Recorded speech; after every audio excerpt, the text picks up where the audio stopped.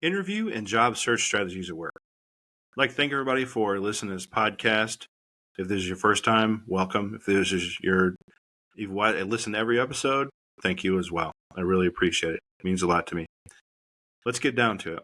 So what this podcast is about helping you get a job in IT, an entry-level job nonetheless.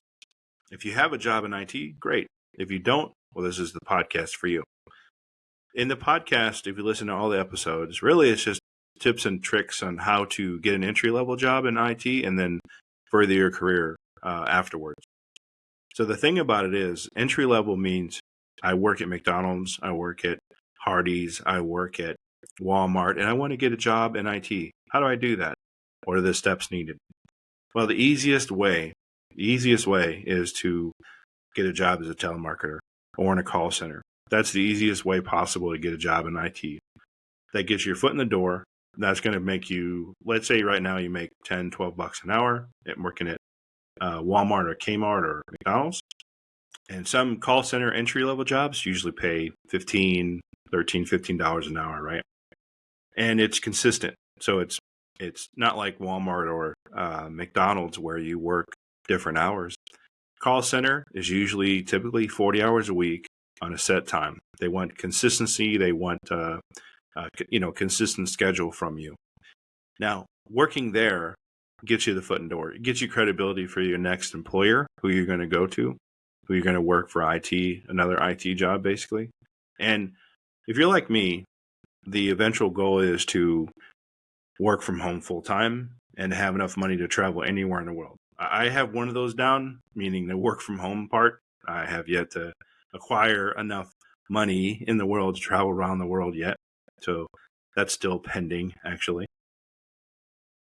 So let's talk about working from home. What's it like? What's a typical week? So let's break it down.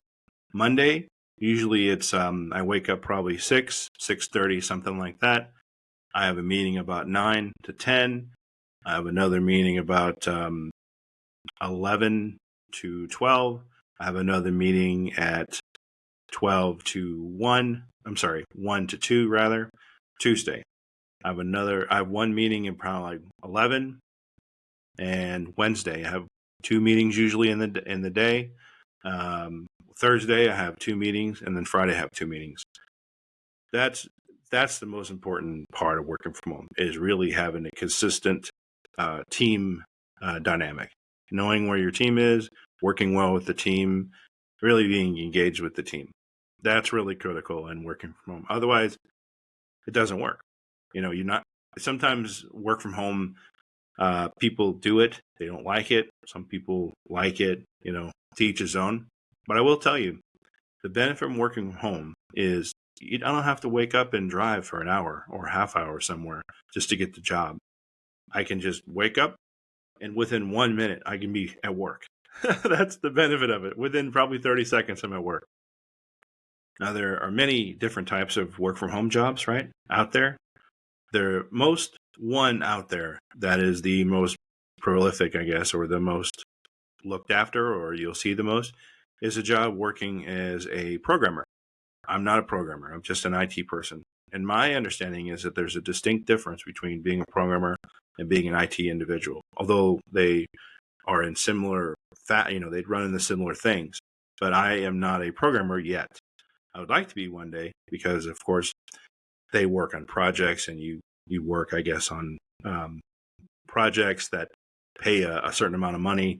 I don't know how much that money is, but to do something, say, let's take a guess. I'm going to assume like $5,000 for a project. So if my project is done within a day or 2 days or a month, I think the pay is the same. So that's what I'd like to do eventually, do something like that.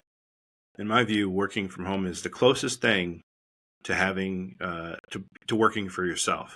You're still working for a company, so you have the credibility and you have the stability there that a company offers you. Although there's no 100% guaranteed job out there. And the work from home aspect of it is, I may have to work more hours some days, but some days I may not have to work as many hours because I have less of a workload versus someone who has to go to the office and they're there 8 hours a day and sometimes 10 because they have to travel to go there. They have to put on suit and tie or put on clothes, certain, slacks or jeans or certain kind of clothes for that. I don't have to do that. I can wake up, I have my shorts on, I go to work. I'm there. It's 30 seconds I'm at work. That's the benefit of working from home. So if this appeals to you, if you like this type of work, you like this type of lifestyle, and you work somewhere, say you work at Walmart or you work in any industry, even maybe IT, and you want to do this. So the first thing, the easiest way to get into it is just to have build your credibility. Yeah, eventually you'll get to a work from home job. So it's been told to me, and I'll pass it along to everybody else, the easiest way to get a job in IT, again, is to get a job as a call center person. You work as a call center individual, you move on from there, you start looking for jobs, you apply. And the easiest company out there that I know about to hire is Sitel, Sitel, or Transcom. These are two companies that I know that actually work from home. This isn't a promotion for those two companies. I just know that that's what they do, and they're very easy to get into. You just have to learn basic computer skills, basically. And if you don't know, you can just Google a lot of the stuff, really.